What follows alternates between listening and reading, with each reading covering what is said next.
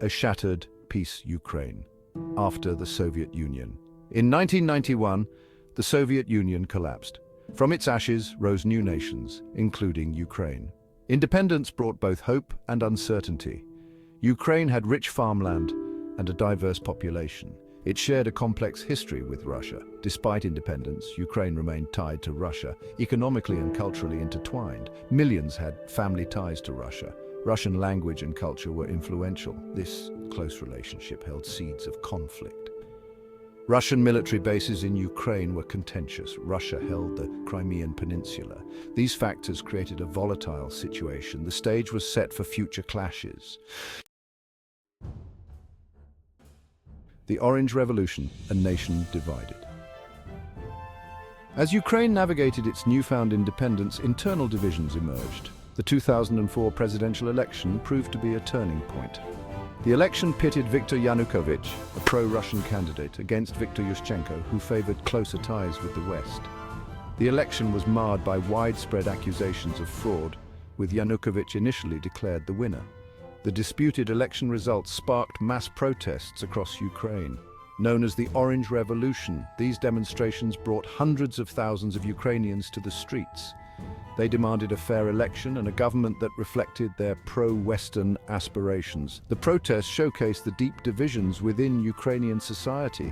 Faced with mounting pressure, Yanukovych agreed to a rerun of the election. This time, Yushchenko emerged victorious. The Orange Revolution marked a significant setback for Russia's influence in Ukraine. It also demonstrated the Ukrainian people's desire for self-determination and a future aligned with Europe. Seeds of discord, NATO expansion and Russian fears. Following the Orange Revolution, tensions between Russia and the West escalated. NATO expansion became a major point of contention.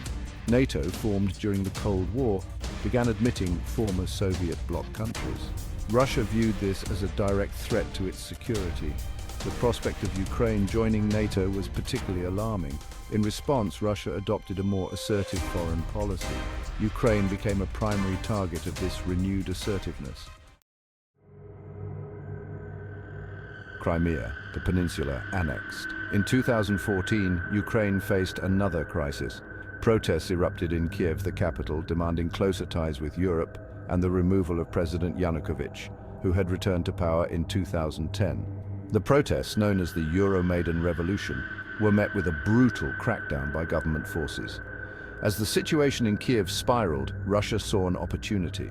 It seized control of the Crimean Peninsula, a strategically important region with a majority Russian population. Russian troops without insignia took over key infrastructure and government buildings. A hastily organized referendum was held, widely condemned as illegitimate by the international community. The results claimed overwhelming support for Crimea's annexation to Russia. Russia formally annexed Crimea in March 2014, marking a significant escalation of tensions with Ukraine and the West. Section 5. The Donbas, a region ignited. The annexation of Crimea was not the end of Russia's intervention in Ukraine. In the eastern Donbas region, a conflict erupted between Ukrainian government forces and pro-Russian separatists. The separatists, supported by Russia, sought to break away from Ukraine. The Donbas region, with its large Russian-speaking population and industrial base, became a battleground. The conflict quickly escalated, with both sides employing heavy weaponry. Thousands of civilians were caught in the crossfire, their lives upended by the fighting. Russia denied direct involvement in the Donbas conflict, claiming it was an internal Ukrainian matter. However, overwhelming evidence pointed to Russia's support for the separatists. Russia provided them with weapons, training, and logistical support. The conflict in Donbas would continue to simmer for years, claiming thousands of lives. Section 6 asks, a frozen front, the Donbas war simmers.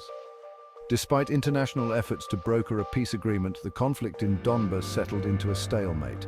A series of ceasefire agreements were reached, but none held for long.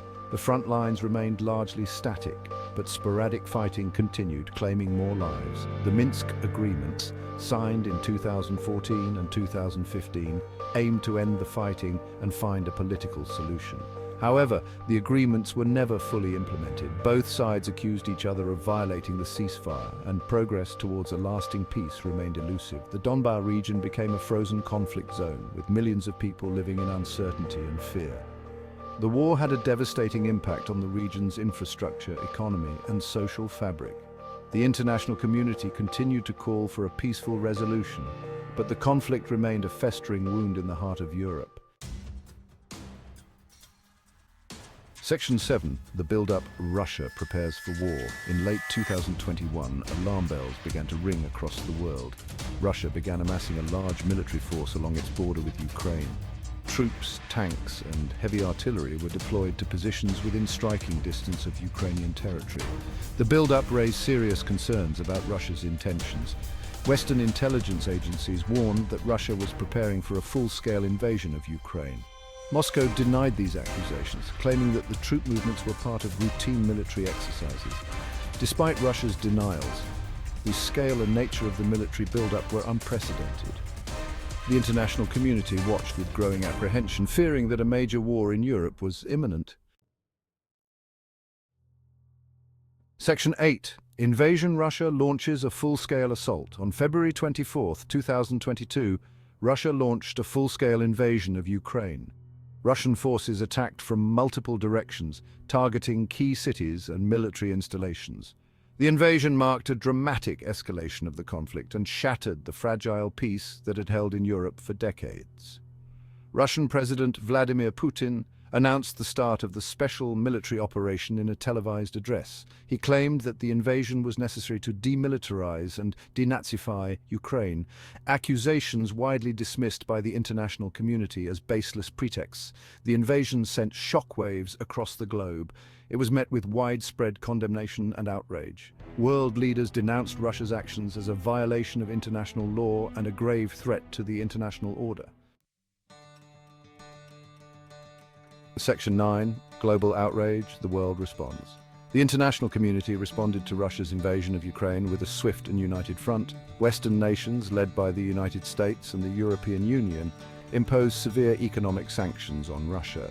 The sanctions targeted Russia's financial institutions, energy sector, and key individuals close to Putin.